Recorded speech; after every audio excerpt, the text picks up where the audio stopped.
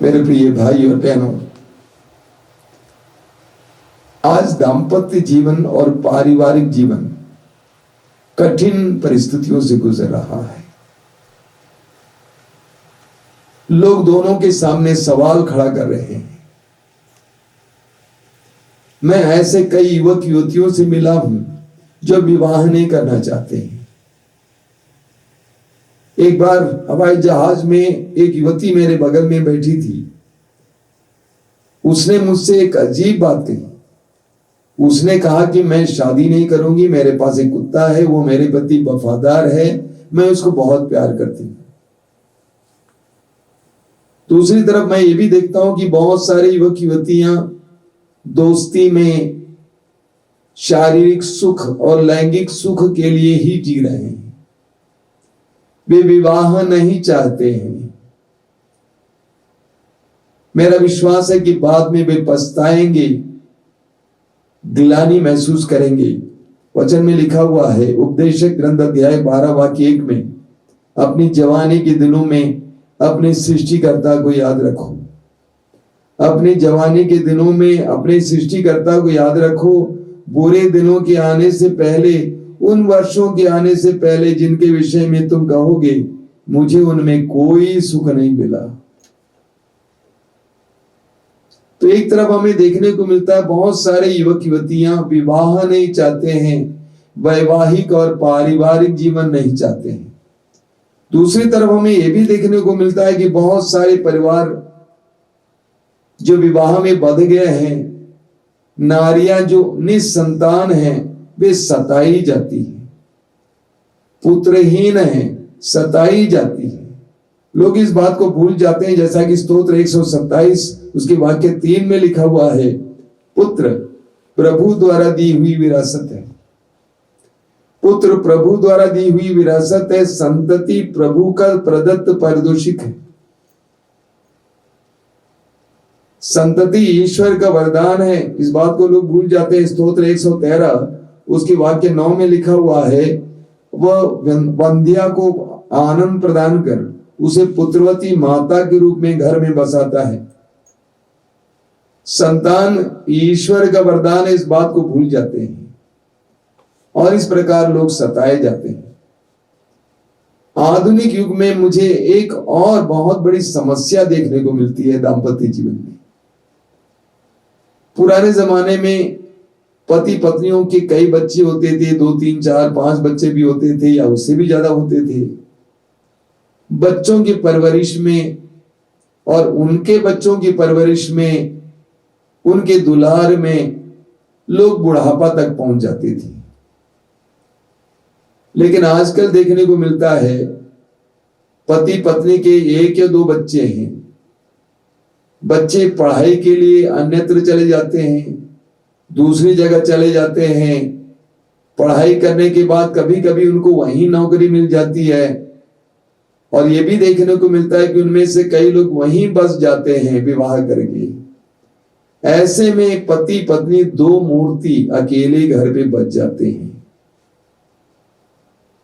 ये दौर, ये समय दाम्पत्य जीवन का सबसे कठिन समय मैं मानता हूं।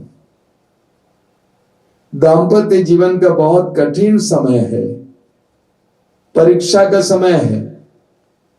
और इस समय जब शारीरिक सौंदर्य घट गया हुआ है, जब लैंगिक सुख घट गया है, ऐसी परिस्थिति में दाम्पत्य जीवन की परीक्षा होती है।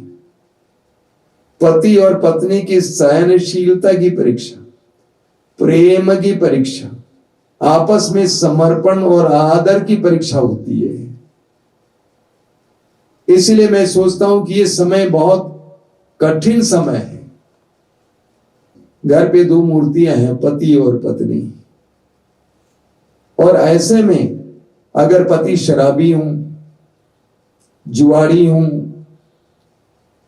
हिंसक हूं, मारने पीटने वाले हूं, या पत्नी झगड़ालू हो, पुरानी बातों को उखाड़ने वाली हो, तो वो घर नरक बन जाता है। ठीक उसके विपरीत अगर पति या पत्नी मौनी बाबा हो, या पति टीवी में खो गया हो, मोबाइल में खो गया हो, इंटरनेट में खो गया हो, वो घर पर कब्रिस्तान बन जाता है। कुछ दिन पहले 50-55 साल की एक नारी मुझसे कह रही थी, हम नारियों का क्या कहना है, हमारा काम है खाना पकाना, बर्तन मांजना, हमारा काम है कपड़ा धोना, हम लोग घर ही पे रह जाते हैं, पुरुष लोग घूम फिर के वापस आ जाते हैं। उस नारी के अंदर बहुत ज्यादा निराशा झलक रही थी। ऐसे में हमें याद करना चाहिए, विशेष करके विवाह के उद्देश्यों के बारे में। विवाह के 2 मुख्य उद्देश्य होते हैं, मैंने कई बार आपको बताया है। सबसे पहला उद्देश्य है पति पत्नी का एक दूसरे के लिए सहारा बनना, एक दूसरे के लिए पूरक बनना। मनुष्य अपने में अधूरा है, मनुष्य अपने में बेसहारा है। विवाह के द्वारा उसको एक सहारा मिल जाता है, उसके लिए पूरक मिल जाता है। दूसरा उद्देश्य संतानोत्पत्ति, लेकिन इस पहले उद्देश्य को हमें अपनी नजरों के सामने रखने की जरूरत है। हमें बाइबल में, पवित्र बाइबल में बहुत सारे सुंदर सुंदर उदाहरण मिलते हैं। इब्राहिम और सारा की अपने संतान नहीं थी, 99 साल तक वे एक दूसरे के प्रति समर्पित, प्रेम रखते हुए शांतिमय जीवन जिए, ईश्वर के अनुग्रहों से भरपूर जीवन जिए। इसहाक का उदाहरण लीजिए, इब्राहिम का पुत्र इसहाक का भी बच्चा नहीं था, कोई संतान नहीं थी। वचन में लिखा हुआ है कि इसहाक ने अपनी पत्नी के लिए प्रार्थना की। और भी बहुत सारे उदाहरण लीजिए, सामुएल की मां हन्ना के पति एल्काना, अन्ना का कोई बच्चा नहीं था, अन्ना दुखी रहती थी। एल्काना ने उससे कहा, क्या मैं तुम्हारे लिए 10 पुत्रों के बराबर नहीं हूं? कितना सुंदर जीवन है। उसी तरह भी बहुत सारे अन्य लोग, जकरिया का उदाहरण लीजिए, जकरिया और एलिजबेथ वृद्धावस्था तक एक दूसरे के प्रति समर्पित रहे। उत्पत्ति ग्रंथ की अध्याय 2 वाक्य 18 में प्रभु का वचन कहता है कि मनुष्य का अकेले रहना अच्छा नहीं है। ईश्वर ने हेवा का सृजन किया। आदम ने कहा, ये मेरी हड्डियों की हड्डी है, मेरे मांस का मांस है। दाम्पत्य जीवन की परीक्षा उस समय होती है जब वे अकेले रहते हैं, उनके बच्चे उनके साथ नहीं होते हैं। दाम्पत्य जीवन की गहराई उसी समय देखने को मिलती है। मैं अक्सर विशेष करके अपने मसीही भाई बहनों को याद दिलाता हूं, विवाह के संस्कार को ग्रहण करते समय आपने जो प्रतिज्ञा की उसको याद रखिए। वहां आपने क्या कहा? दुख में सुख में जीवन पर्यंत मैं आपका जीवन साथी बना रहूंगा, आपकी जीवन संगनी बनी रहूंगी। और एक मसीही दंपति होने के कारण इस प्रतिज्ञा को निभाइए, आजीवन निभाइए, मरने तक निभाइए। ये अवस्था एक ऐसा समय है जब आपको एक दूसरे का सहारा कुछ ज्यादा ही चाहिए, क्योंकि आप दुर्बलताओं से घिरे जा रहे हैं। आपका शरीर दुर्बल होता जा रहा है और आप महसूस कर रहे हैं। आपका मन भी कमजोर होता जा रहा है, आपकी मानसिक अवस्था कमजोर होती जा रही है, सहनशीलता कम होती जा रही है। ऐसे में आपको एक दूसरे का ज्यादा सहारा की जरूरत होती है। मत्ती के सुसमाचार के अध्याय 19 में प्रभु यीशु कहते हैं कि पति पत्नी को एक शरीर बना दिया है, वे दोनों दो नहीं बल्कि एक हो गए हैं। और इस एकता को हमें विशेष करके इस अवस्था में ज्यादा अनुभव करने की आवश्यकता है। पति को अपनी ओर से और पत्नी को अपनी ओर से इस एकता को बनाए रखने के लिए प्रयास करने की जरूरत है। कोरिन्थियों के पहले पत्र के अध्याय 7 में संत पौलुस वैवाहिक जीवन के बारे में बताते हैं और कहते हैं कि पति पत्नी के लिए और पत्नी पति के लिए उद्धार और मुक्ति का कारण बने। पहला कोरिन्थियों अध्याय 7 वाक्य 16। पति पत्नी के लिए उद्धार का कारण बने, पत्नी पति के लिए उद्धार का कारण बने। ऐसी अवस्था के लिए मैं कुछ व्यावहारिक बातें आपके सामने रखना चाहता हूं। इस नाजुक अवस्था में ध्यान देने योग्य कुछ व्यावहारिक बातें, कुछ प्रैक्टिकल बातें मैं आपके सामने रखना चाहता हूं। सबसे पहली बात यह है, ये मत कहिए कि मैं बूढ़ा हो गया हूं, मैं बूढ़ी हो गई हूं। आए दिन मुझे देखने को मिलता है कुछ नारियां जो 50 साल की हैं, बूढ़ी हो चली, कहती है कि मैं 50 साल की हो गई हूं। ईश्वर के राज्य में कोई भी कभी बूढ़ा नहीं होता, बूढ़ी नहीं होता है। ईश्वर के राज्य में हर पेड़ हर मौसम में फल देता है। इसलिए अपने को युवा बनाए रखिए, अपने मन और हृदय को युवा बनाए रखिए।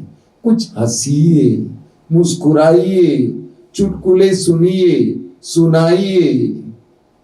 मन को युवा बनाए रखने के लिए कुछ पढ़िए, अगर आप पढ़ सकते हैं, कुछ सुनिए।